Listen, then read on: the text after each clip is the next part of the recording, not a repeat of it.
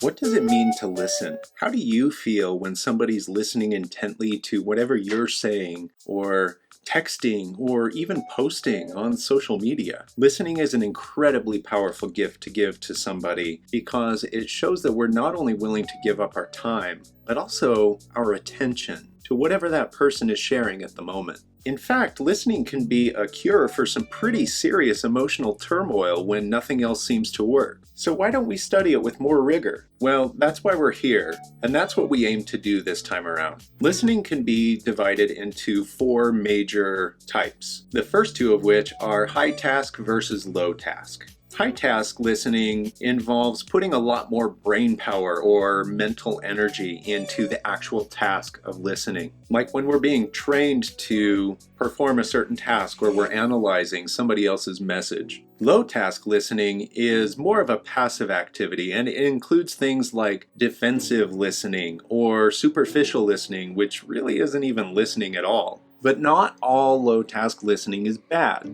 In fact, counselors and therapists use this all the time to allow their patients or clients to vent. The other 2 major types of listening are related to whether your attention is being directed inward toward yourself or outward toward others. If someone says something we don't like, then it might trigger us to start listening defensively, which is definitely focused on ourselves. But as in our therapist example, that person is listening to somebody else with more of a focus on a concern for that person's well-being. I invite you to take the listening assessment located in chapter of my book to see what styles you tend to gravitate toward most frequently. Myself, I'm a more comprehensive listener, and this is based in looking for the overall meaning in somebody's message, and of course it comes with years of experience having taught communication.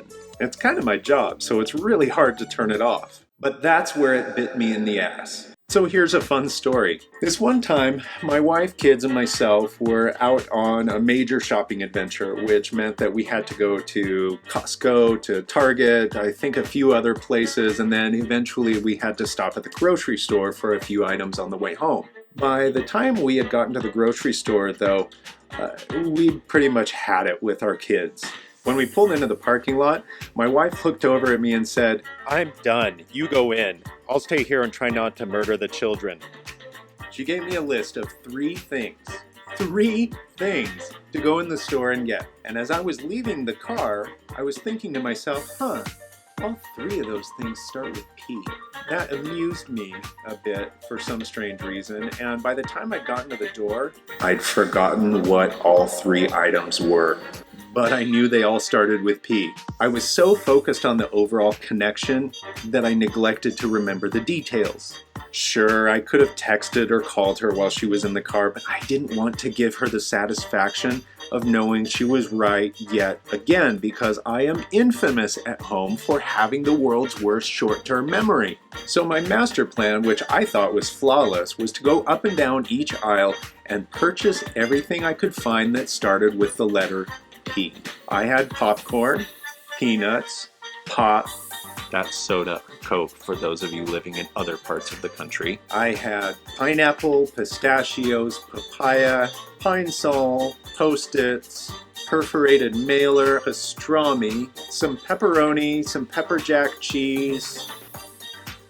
Best of all, I had a plan. I walked back to the car feeling so victorious and proud of myself. Hey, proud starts with P too. And when I opened the door, my wife looked a little shocked at the amount of groceries. I tried not to draw attention to myself because I really don't have a poker face. Hey, that starts with P too. I tried to create a distraction. Boy, it sure was busy in there.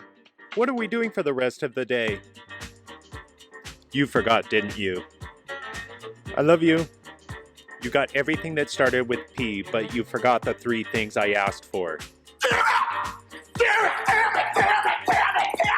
God damn it! This happened because I didn't recognize the needs of the moment. I needed to use detailed listening to remember whatever the 3 Ps were, but instead I relied on comprehensive listening, which was more of my default listening style. Great communicators are able to center themselves in the moment, and as the moment unfolds, they're able to recognize those needs and be able to adapt their listening style to suit those needs. If this sounds difficult, it's because it freaking is. For our next activity, look for an opportunity to listen to somebody you care about. This could happen when you least expect it, so be vigilant. When it does happen, listen to that person as though this is the last time you will ever have a chance to talk with them.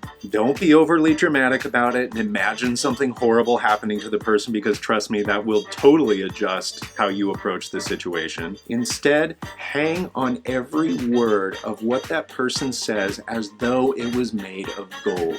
Ask clarifying questions to keep the person talking and to show genuine and authentic interest. Focus your mental energy on listening deeply and actively, and pay close attention to how this interaction feels different from others you may have had in the past. Don't be surprised if it turns into a conversation that may last for hours. Use this activity to consciously shape your listening style to see what you can learn about your tendency when it comes to listening. By the way, if you're wondering, I still don't remember what the 3 Ps are, and my wife still refuses to tell me. You know the routine. Like this video if you like where we're headed, subscribe for more content, and I'll see you next time.